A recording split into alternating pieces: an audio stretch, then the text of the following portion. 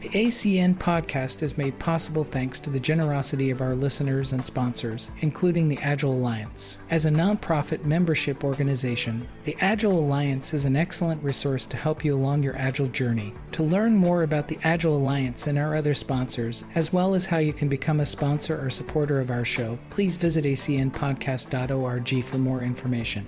And thank you for your support.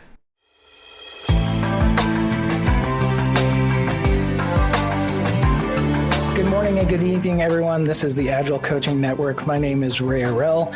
The Agile Coaching Network is brought to you by Agile Alliance. If you don't know who the Agile Alliance is, please go up to agilealliance.org. We get together on a monthly basis. This is episode 40, which is pretty cool. We've got a couple of regulars that are on the line here, and I'm going to go ahead and let each of them introduce themselves. Jorg, could you introduce yourself? Yeah, I can. So my name is Jörg Pietruska. I'm working and living in Germany. My background is in embedded software, and I've done all kinds of stuff from telecommunications to automotive, and more or less since 2005, I'm into Agile, first driven by my team to find a better method, and then evolving from there, having done transformations in bigger organizations and worked in pretty small startup situations. So I've seen a bit, and I'm really happy to be here and learn from all of you. Excellent. Linda. Hi, everybody. This is Linda Cook. I'm a Agile trainer and coach. Primarily work in the enterprise Agile adoption space, and former member of the Agile Alliance board. Great. Hendrik. Yeah, I'm Hendrik Esser. I'm working for Ericsson, a large telecommunication company, as an in-house consultant and organizational coach. And I have 11 years of Agile large-scale transformations on my shoulders. Awesome. Shauna. My name is Shauna Cullinan, and I currently an enterprise Agile coach for a company called Paciolan, and I've been doing Agile coaching as well as business enterprise coaching for about 5 years now. Awesome. I wanted to actually introduce each of them because they've been here over the last couple of years, helping to get the conversation started and helping to dive in and give their insights and their input over this. Now, as I said, we're at episode 40. And the way that we approach this call, if this is your first time here, this isn't just us talking. Actually see on the feedback sometimes, let the expert speak. And reality is we're all experts in our own way. And that expertise can come from the fact that some of us have been doing Agile for, since the signing of the manifesto. And then some of you who are new to Agile and Agile development, your insights provide a lot of context to people. By the way, I don't like to be called an expert. I don't know. Do you like to be called experts at all? No, thank you. I prefer practitioner, definitely, because I'm trying to do my best. But if I'm an expert, there's probably a level that distinguishes me from other smart people. Don't like that. And I consider myself a practitioner and learner. I'm learning as much as I'm sharing with all my clients. So. That's very cool. Okay, so I'm going to go ahead and get us started for today. I wanted just first to celebrate success. The Agile Coaching Network, as you guys know, we have both a live event, which is this event that people call into. We've had over 1,000 people join different people over the last year, which is really cool. Podcast, we are close to 1,500 subscribers up on the different subscription services. We are right now syndicated on most podcast systems that are out there. And we just hit the 60,000 replay mark. So those are all really good things to celebrate as we cross over into 2020. Getting started today, and this was some of the things that, we had this really nice face-to-face over in Europe, and we did a podcast with a group of people that I love hanging out with. And this whole notion as we cross through into the new year, I was thinking about what were the new things? What were the big wins? What were the things that, came up through the year that have impacted Agile and Agile development through 2019? And for myself, and by no means this list is, if you think of the context of what everyone goes through as they go through their Agile journey, but for a person who's been doing it for a long time, there were a couple of things that I saw for myself as I came into 2020, as I looked back upon it, the things that were really cool about 2019. Number one, a lot of the companies that I interact with, I noticed that management is starting to be agile too. And that means that sitting down and having conversations 3 to 5 years ago, it tended to be agile. Those people, those are my developers over there. They're the ones who are supposed to be doing agile. And I'm going to continue doing the work the way that I'm doing. And I see in 2019 a shift in management. And these were management with big companies who have said, well, how do I bring Agile into my work as well? And that pleases me to no end, because one of the biggest impediments that I've seen across doing Agile has been that management has their own way of doing things.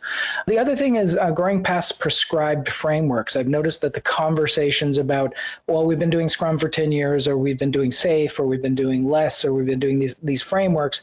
I've been noticing that there's been a trend of teams that are really starting to embrace, here is the Agile Manifesto, here are the principles, let me go roll my own methodology and put something together, and not needing a prescribed framework, even from the start with certain companies, which has been cool. Collaboration, 2019 big win for me has just been, I have interacted with so many people. I've been across the planet 8 times last year, and I've started to publish more of my knowledge out, and I think that that's been really cool.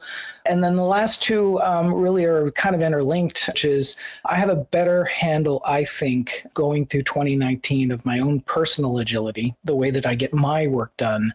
And then the last one of just being kind to myself, which is give myself permission to work in a way that I want to work, and then also taking care of Ray at the first level in order to be able to accomplish everything else that I've got going in my life. So I think that was the other key win for me coming into this new year. What I want to hear from everyone that's here, I want to know, what were your big wins in your Agile journey for 2019?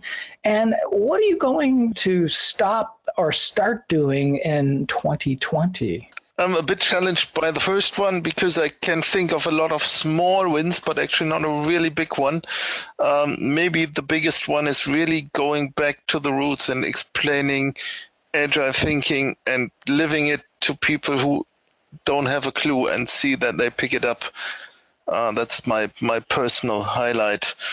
And stopping, I think I will try to even listen more before I give my opinion, because that allows me to learn better. Awesome. I noticed the microphone's lit up a little bit right there. Do you guys, any one of you can jump in? Sure, this is Shauna. So a few of the wins that I had this year is, I think, when jumping into an Agile transformation, realizing that without leadership support, that you're not going to get as far as you would like. And so I had the ability to go in and really address how we're thinking at the leadership level and start looking at being innovative within our investments, and then how that can help drive motivation and get the teams rallied around missions. And once we did that, that could really drive some of the best practices in driving execution. But really having the ability to go in and try to figure out how we could kind of, I want to use the word infect the organization as a whole. And we did that by really looking at the entire organization as a whole and not just the software delivery teams. Awesome. Linda? Some of my biggest wins 2019, I start highlighting with the fact that all of my clients last year, I was doing more work with the business than directly through technology, which is new for me. I tend to be based in the technology organization, and ended up actually 2 different clients working in the HR space. In one case, had the opportunity right out the bat, as they were starting their Agile adoption, helping them to create reasonable job descriptions. So whatever they were going to call a Scrum Master would be recognizable to the community outside their organization, things like that. I think that was a huge win. Another win for me is that on a large client, I was working with, on any given week, 10 to 12 other coaches.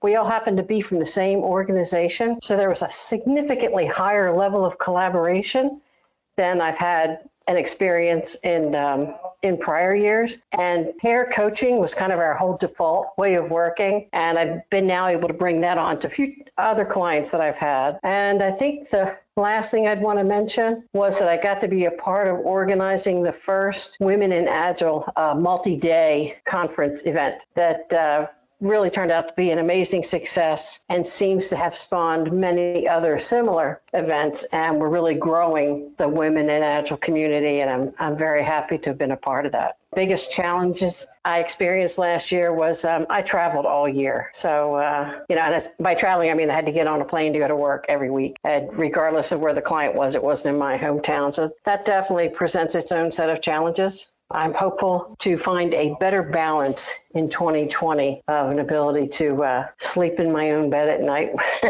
and still work during the day and still, get to see clients on site. Amen to that. I do feel the pain on that. I was wondering whether or not just taking an inflatable bed, if you just had that and it's like your normal home bed and you just inflate it into the head to wherever you're going to. That's probably a bad solution. Hendrik, what were your big ones for 2019? Yeah, it's definitely not having an inflatable bed and sleeping bad every night.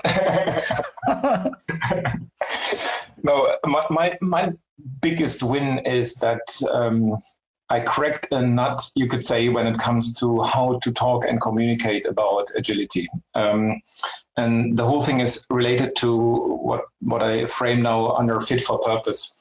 I've seen it a number of times that when people are confronting leaders with we need to be agile, and some leaders even say, no, we all need to be agile. But then there's resistance because people say, but I don't see how this can work here. And in the past, it was often ending up in a conflict saying, yes, it must work because agile is the way to go. And now we became much better in talking about it by saying fit for purpose. Agility doesn't mean you work agile everywhere. So it really depends on, in your company, you have so many little spots and islands dealing with different kind of challenges. And it really matters whether your challenge means you can exploit a lot of knowledge that you have built, or do you need to build new ideas and explore new ideas, or is it very much unpredictable what you're trying to do, or do you have a good amount of predictability in this? And depending on the answer on these questions, you need to pick the right approach. And that can be, for example, design thinking. If you need to find new ideas and explore these ideas, design thinking is good. When you have found your business and you have your idea and it's stabilizing, then incrementally adding stuff. Their agile approaches are really good. If you want to start exploiting the thing more and more, you get more and more stable. You can start looking into flow thinking and lean thinking more and more. And when everything is totally certain and sure, then you can even go back to waterfall if everything is super clear. And that's the bandwidth, and agility for me now means we need to have the bandwidth to dynamically and situationally adapt to adopt any of these. And when starting to communicate like this with managers, with people in the organization, the thing became much, much more constructive. So now we are more discussing which approach is the right one here. And sometimes an agile approach is the right one, sometimes more lean, sometimes more design thinking. That's a tremendous level of maturity that I hear in that. Do you find that that's just from an internalization? Is that just you right now, or is that something that is in multiple people within your company? No, I've I tried this pitch and I created some slides around it at the Agile 2020 conference. I tried this in our business agility lab and people liked it. Then I tried this in the company and it resonated a lot. So now this is a narrative that's going on. And I even was allowed to show this in our Ericsson Technology Conference, which is our CTO's yearly conference, and I showed this to the top 300 leaders in the company. So it's spreading, and I'm currently writing a little article that I will publish soon describing the whole thing. I think that gets back into Shauna's infecting people, which is pretty darn cool. Doug, are you there? What were some of your key learnings? So I'll admit that we're new to the process, and hopefully it's a good thing, but we're on the government side. So I'd say for 2019, we're kind of fortunate that our leadership is embraced going forward with Agile principles and values. And then for 2020, we're just really, new to the block. So we're trying to figure out how to implement it into our, day-to-day operations. That's awesome. Starting with the values and principles is key. I think that's a good start to your journey. We look forward to, getting advice and talking to everybody through the webinars and everything else. Awesome. Well, glad to have you. Minoshki, please go ahead. What did you learn for 2019? Absolutely. Thank you for this opportunity and Happy New Year, everyone. Yep, my name is Meenakshi Iyer. I'm based in Ashburn, Virginia, in the East Coast of the U.S.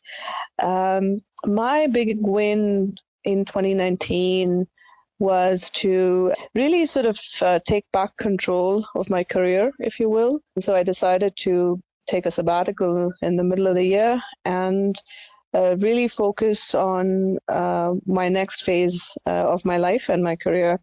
And where I have landed is, so what Henrik was saying really resonated with me. And that's actually my sort of tagline, if you will, for my independent consultancy that I decided to set up at the end of my sabbatical.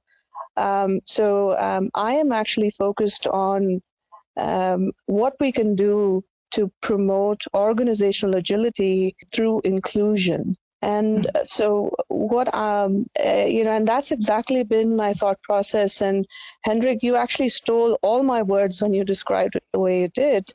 I'm an academic and also a practitioner of all those methods.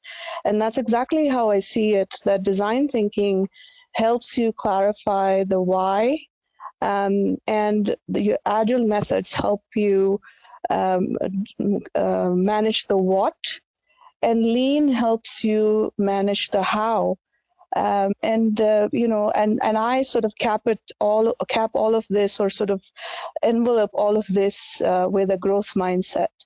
To me, Agile is a mindset. It's a way of being, and I think that what I would like to start doing with my solopreneur venture is to sort of evangelize that with organizations and help organizations get that, because I've seen and been a part of Agile transformations that are more often than not done in a siloed way.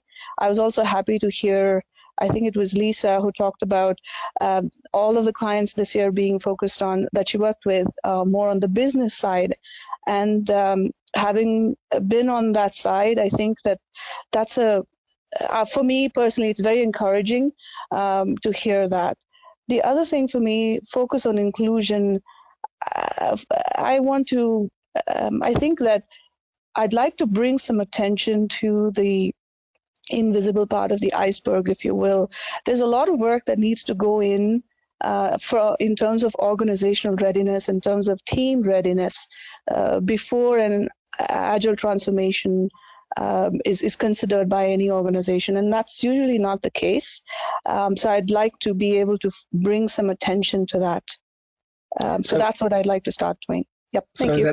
Is that sort of like Agile warm-ups? So you get the kind of warm-up thing going, and actually, I hadn't thought of it like that, but yes, absolutely. And the reason I talk about inclusion is that there's a lot of focus on diversity, which is fine. But I think that diversity, and I know there are different ways of saying this, what I personally like to say is that diversity is a fact of life, and inclusion is how you choose to interact with this fact. Right. And so typically we end up, so this actually brings in the whole business, the entire spectrum, right from HR to finance, to actually getting the work done in the technology space. So it's a holistic view, and focusing on inclusion, in my mind, really significantly contributes towards agility, be it personal or be it organizational. And so that's my take on that. That's awesome. Thank you. Ashutosh? Oh, hi. Good morning, all, and wish you all a very happy new year. I would like to talk about my biggest failure, I would say, if in 2019.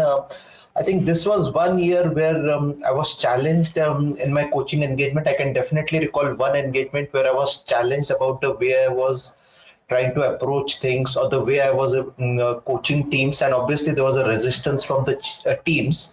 But more than the resistance, I think, as I said, I was challenged about some of the methodologies which I was trying to basically facilitate.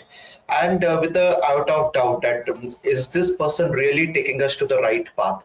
But I would say that towards the middle and end of the years, those challenges were converted into learnings, if I were to say. And I came out as a better person. Definitely, I can say that now when I look at it in retrospective.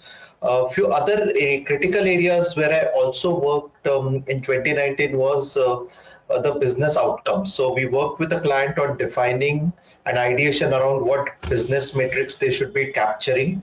Rather than the ones which they were doing at that point in time, typically related to a transactional level, and how exactly we can correlate business value and how do we define it. Another interesting area where I worked was on psychological safety. I was a part of a team which designed a psychological safety questionnaire. We evaluated the results in an anonymous way. We published the results and we worked on the action items. So I think those in key summarizes my 2019. 2020, as I said, 2019 was, I would say, the inflection point in my Agile coaching career. I think I will take a lot of learnings from there. 2020, I've started to write some, I would say, articles, not that regular, I would say, but at least that is something which I want to do and which I want to continue doing on a consistent basis. And one more thing, in 2019, I got an opportunity to travel length and breadth of India because of a lot of conferences which were happening around. So almost the north part of the country, the south, the east, and the west. I think that was a year where I traveled across the length and breadth of the country. And I continue to do that I continue to do that in 2020. So that's in a nutshell from my side. That's awesome, and as I've traveled India as well, the culture of the country is different in multiple cities and multiple areas, which is, I'm glad you're getting that dynamics. Let's see. Yes, hello.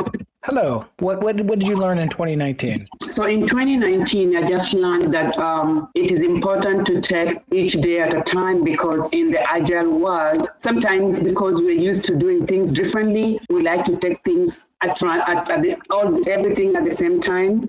So what I learned in 2019 is take each step at a time. Take it small bits by small bits. And then I also learned that I need to go and adventure more. And I also like the idea of one of the lady talked about diversity. So it's important for us to be able to diversify as we are even becoming agilists, and be able to be inclusive and learn new things from one another. Right. Those are all really good. Thank you for sharing those. Alex. I have problem with the Agile adaptation with some clients. So we develop a kind of tool like a notebook, to-do list, and journal to help people to be more constant and develop the ability habits.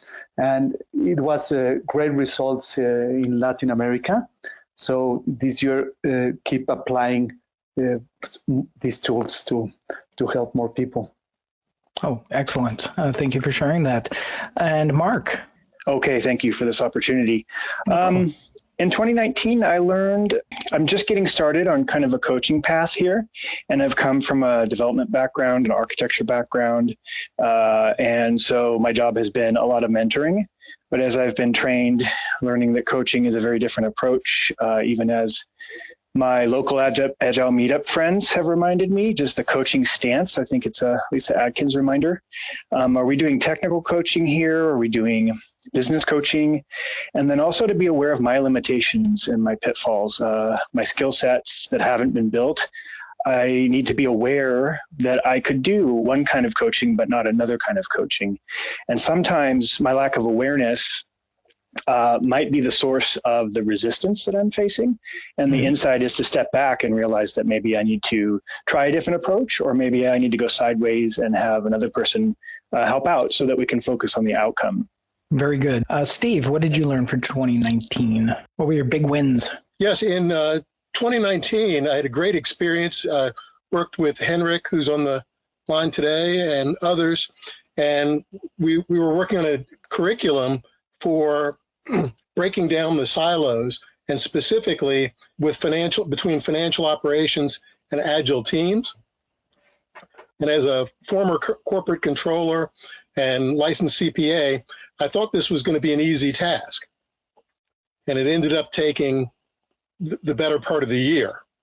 But I'm really pleased to say that now we're looking forward to introducing this as a program to organizations in 2020. Awesome. That's a cool win. I'm glad to hear that you're collaborating with people on this call. That's absolutely cool as well. So let's go ahead now, and since we're getting towards the bottom of the hour, let's go ahead and switch to a couple of the questions. One of the questions comes from Lindsay, and Lindsay, if you want to open up your microphone and give more context to this, you're welcome to. But as a Scrum Master, how do I avoid being viewed by the dev team as an outsider at best, or even an eavesdropper? Does anyone want to go take a stab at that one? Have you ever been accused of being an eavesdropper before? Sure. I think this comes to it depends on the Scrum Master's responsibilities. So I think if the Scrum Master is coming in and running stand-ups, running a few meetings, then reporting back to management, then that's how that can be viewed. I think if the team feels like the Scrum Master is in it with the team, that everybody's sort of working together. So my recommendation is, how can you really become part of, some of the tasks? Is there things that you can do to take on so that you're really in it with the team and everybody's working as a whole? That's really good. How about Linda? Have you ever been accused of an eavesdropper before? I can't say I've been accused of being an eavesdropper before, but I've definitely been eavesdropping. It's part of what a coach does, is listen in, right? So when we get lucky enough to sit in these open environments, I try to keep my ear tuned and kind of, do some rapid switching around the room to see if I hear anything that is worth listening in on. And, you kind of pick up on what's going around. Yeah, I think most of the organizational patterns that I've seen, it comes from, I guess, a form of eavesdropping in some regards. I think it was really funny that I used to have this, and this is back when I was an engineer practicing CPU design, and there was always this guy from the validation department and I remember him distinctly because he just had a unique look to him, and he was always quiet, but he would always come up behind me and he would whisper something to me about something that was going on in the quality circle. Like he would, as I'm working on something else, he would, come behind me and he would go, "Have you checked the B unit?" And I'm like, "No, not yet." And he would say, "You should." And lo and behold, you go into the B unit, and yes, there was a problem there.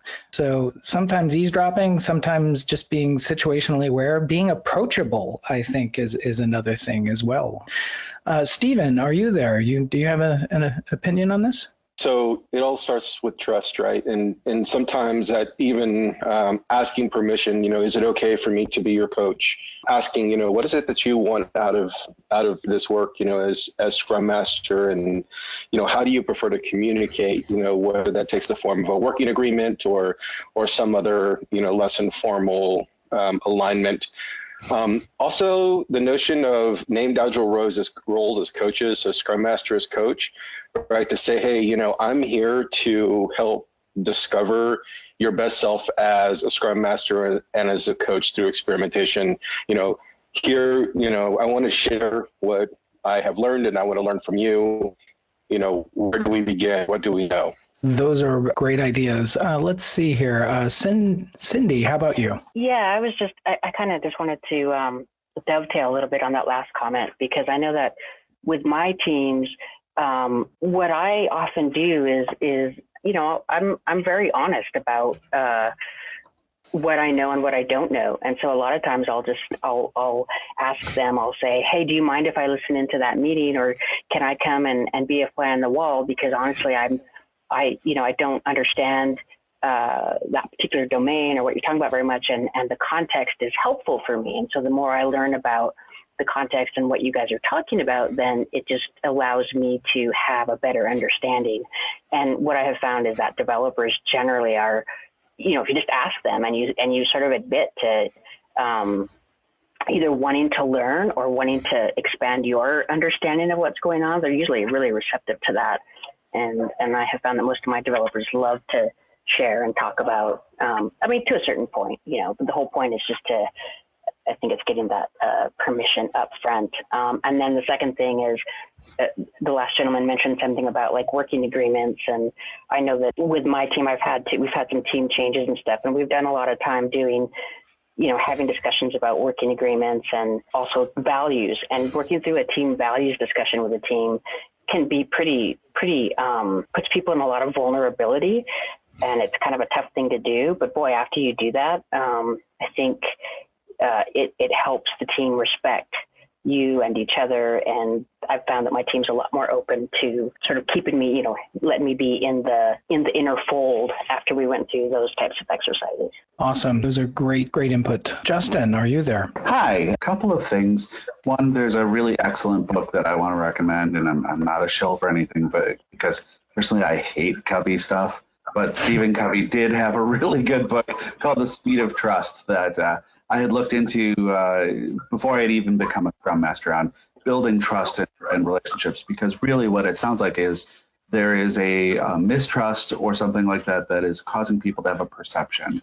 And what I want to encourage this person to do is not take it personally right now, because there's a really good chance that if this is a new team to them, they are coming into a situation where they have had an eavesdropper or something like that, where people are going to be generally mistrustful, and building that trust is going to be key. One other thing, really start sticking to the tenets of Agile. I mean, really at the heart of everything is a trust agreement between management and the workers. And as a Scrum Master, making sure that your stand-ups are not status meetings. That, you know, show how making it so it's not a status meeting, it's a planning meeting, feeds into building that trust. Also, be there all the time. If your team is staying late, even if you're not involved with the work they're doing, being there with the team and showing them that you are going to give up a little bit of yourself for them is super important, and something that's really helped me build trust with my various Scrum teams over the years. Awesome. Thank you for that. One of the things that I just wanted to add to it was the perception sometimes of being received as as an eavesdropper or being an outsider in the team. And I think this has been said or crossed over a little bit, but I find that getting a better understanding and participating in the overall work product and being visible, I think, are the two greatest things that we could do if you're in the Scrum Master role. And making sure that people understand what you're doing when you're going off to go remove impediments, because impediment removal is not easy. There's a lot of work that goes on into that. And I would very advise to say that, you know, giving people insights on what you might have done there can help people to understand that you're not just eavesdropping for one reason. You're eavesdropping so that you can make their lives better from that. Joanne, do you have something to add to this? First of all, this is my first time in this webinar.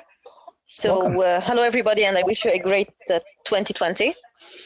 For this, I would like to differentiate between the Scrum Master, who is a part of the team, like a team member and 50% Scrum Master, and the Scrum Master that is full-time Scrum Master and maybe like Scrum Master for two teams, where the team sees this person only in the Scrum ceremonies. So, and I guess there is a slight difference here, because when the Scrum Master is a team member, like a developer or a QA, and takes voluntarily some Scrum Mastery role, this person is first of all a team member. So he or she needs to build this trust with the team and need to be like a servant leader or like a servant for the team. Mm-hmm. So if they are, I don't see it as eavesdropping, or I would see it more as getting the information from the team, not listening out, but like getting the information that they want to transmit to the outside world and getting their permission before transmitting the information to the outside world. So even for impediments or for, I don't know, like if I am a Scrum Master, I would ask my team, okay, we have this or that thing. Would you like me to discuss it with that person?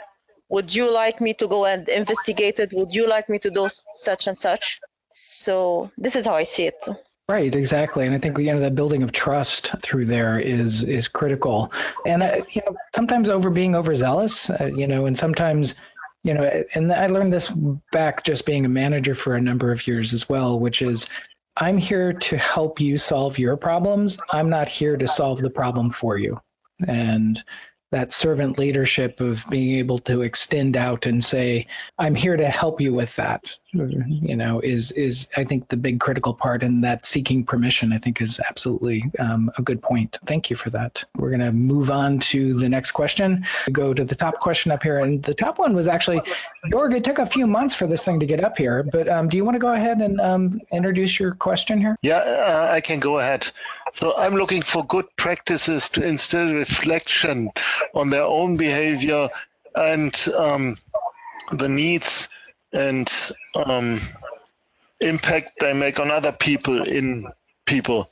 So what do you do to get people to think about what they want and what they are doing to other people by behaving in a certain way? That's interesting. So maybe if I expand on this, so you're saying that the way that I would, say, approach a conversation could instill in somebody either a defensive behavior or a positive behavior? Is that what you're referring to? Yeah, or a possibility to think about himself and what he's actually doing with you in that conversation. We're having a discussion, and if I do it very verbally, I later on tell you, Rafe, thank you, I learned this and this because you did it that way, or you explained it to me in a smart way, and then you say, oh, I never noticed that was helpful. Hendrik, do you have an opinion on this? What you basically want, Jörg, is to make people reflect or no, wait a second. What you want is you want to be able to express yourself in such a way that people understand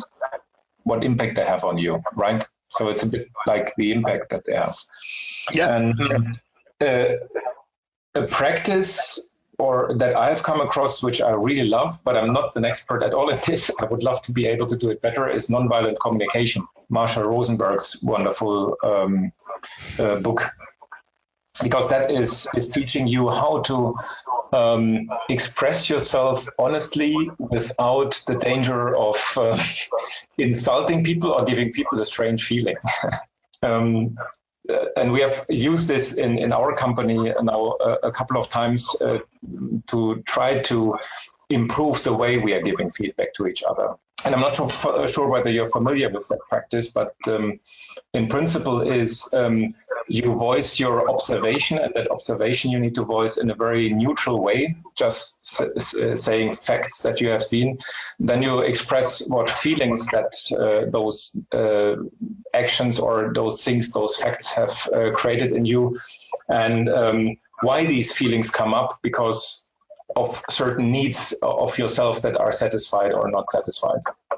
I think this is a wonderful way how to express yourself. There's another book, and I'm part of the way through it. It's about sort of the interpersonal communications, and it's from Alan Alda, the guy from MASH. And the title of the book is, If I Understood You, Would I Have This Look on My Face? And and I thought that just an interesting, from a perspective that our body language and the way that we convey ourselves in our personal communication has an effect on the other person quite a bit. Sheila, what do you have? I had a question for in general related to this. Sure. That a lot of the teams I've worked with are virtual, where they're all over the world. So I was listening to your recommendation about a book that's, If I Understood You, Would I have this look on my face? And I'm thinking, yeah, when you're in the same room, that works. If you can do video conferencing, it kind of works. But if you've got basically a static picture, which a lot of times, even when you're trying to do video conferencing, there's such a delay that you really don't get the reaction where you don't have a good enough camera to see really what the reaction is. Right. How does everybody deal with that? Because I think that's a big part of, are you even communicating in terms of finding out what their real needs are? The verbal communication wise, I think I've become, just because I've done so many different, bridge teleconference meetings over the years, become in tune to a person that I work with. I can hear their tone, try to sense out a bit of what their frustration might be or something, because their tone changes. It's like my partner says, I know when you don't want to do something because your voice gets higher. Yeah, but that works with extroverts. But when you're talking about Scrum teams, which we were just talking about, and a lot of developers really aren't extroverts, and they don't want to tell you about anything till it's perfect. But I think it becomes this sort of interpersonal skill set that as you're working with individuals, and I can't actually say that I can communicate to the entire team in one way. I have to communicate with the individuals on those teams. I think it's a matter of being able to get there and to understand a little bit about the communication styles of each of the people on the team. The other thing is, and I know this is sometimes controversial for most companies, go visit those teams at least once if they're remote. And what I found is that specifically being there, seeing the people in their own habitat is invaluable to increasing communications. That works if you've got teams that are co-located in offices in different locations. But I'm talking about where you have truly virtual teams, where a lot of people are working from their home. Yes. They may not be in the same country as each other as well as me. Mm-hmm. And therefore, going to visit isn't practical. I mean, I know that you have to do, before you have any large meeting, you have to introduce information. You have to present it a couple of different ways. You have to have side conversations about any issues with each individual. Mm-hmm. I've been in meetings where we've talked about that 80 or 90% of what you're doing isn't the meetings, it's the prep and the follow-up. Right, exactly. But you still run into the challenges when you're working with a virtual team, when you're trying to figure out if everybody's on the same page, that some people are going to speak up and they're going to state their position strongly. But if it needs to be something that everyone accepts and buys into and owns, then you need to get the introverts to speak up as well, or to find out what they're saying. And yeah, sometimes you just have to put them on the spot and go around and poll each person. Have you got anything to add? But has anybody found any other ways that work for, if we're talking about instilling good practices, going back to what your original question is. Yes. I'm trying to find out if there are other ways you can do it with a virtual team, because there are lots of things that work when you're face to face, or even if you come together for something like if you're doing scaled agile with the PI planning types thing where you come together periodically. But if you're literally a virtual team, right? Has anybody found any other techniques that work, is all I was asking. Sure. Well, let me throw one other one out there. So every new team that I've ever came together, whether they're virtual or they're sitting co-located, we've done the DISC surveys where we do that sort of look at our personalities, and then we share them within the team. And what I found is that the way that I approach work and the way that others would approach work, just by knowing where they were at on the DISC survey and how they see the world, and if they share that with other people, then people then start to understand that in order to communicate with Ray, I have to be a particular way. But that's one method that I have used. Mark, are you there? Do you have something that you want to add? Yeah, I really want to echo what I heard there. And thinking about helping the introverts, I've found it beneficial to offer just a moment to write answers to questions instead of having people go around and speak up one by one can help, just a retrospective technique. One practice to reflect on a behavior from Patrick Lencioni's 5 Dysfunctions of a Team is his team effectiveness exercise, where each person, starting with the leader, the whole team takes turns saying, what is this person's one top recurring behavioral trait that adds to the strength of the team? And then that leader gets a chance to reflect and respond, and then they go through and they do what's the top one recurring behavior that kind of detracts from the team.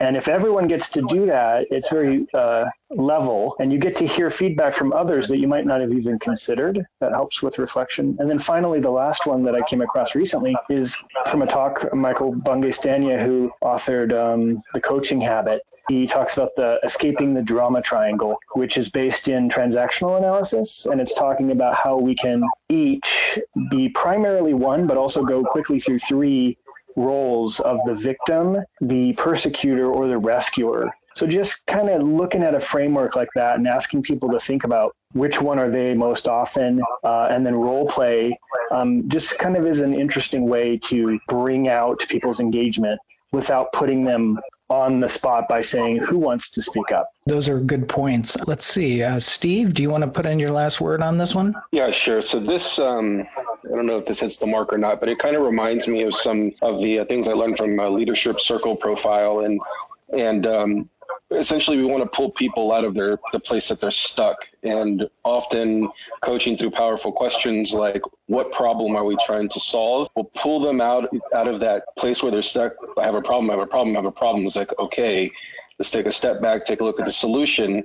And the follow-on there is understanding when we are in reactive response states and when we're in creative response states, and then the strategies we develop to move from one to the other, right? So this is a method to identify heuristics or maybe even unconscious bias. We're talking about states of mind here, so transitioning a way of thinking, even a physical wiring in our brain on how we react based on situation. One other thing to add for virtual teams, I think we talked about it on this call before. There is a book called, I believe it's called The Year Without Pants. It's the story of a manager who came from Microsoft, who then was the first manager at WordPress. He went over and worked for WordPress, which is a big virtual organization, and had to relearn how to do communication. We are at the top of the hour. I would like to thank everyone. Welcome to the new year again. I hope to have some exciting conversations over this year as we approach coming into the new year. Of course, if you guys want to strike up a conversation with me, you guys could see me live in India coming in the end of February. I'll be at Agile Today, and there I will have a number of different conversations about business agility and other things that'll be going on.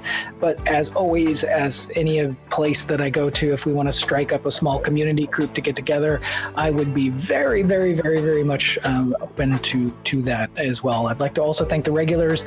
Can't happen without you guys. You guys are the best. Saying that, I hope you guys have a good month.